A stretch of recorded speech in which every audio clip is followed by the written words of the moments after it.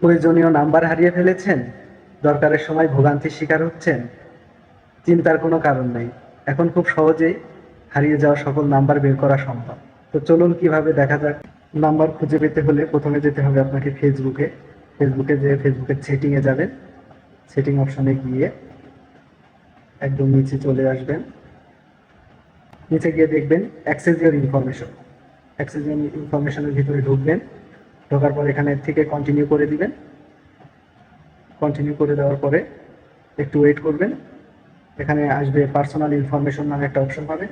Personal ইনফরমেশনে যাবেন। Personal ইনফরমেশনে যাওয়ার পরে একদম নিচে চলে যাবেন।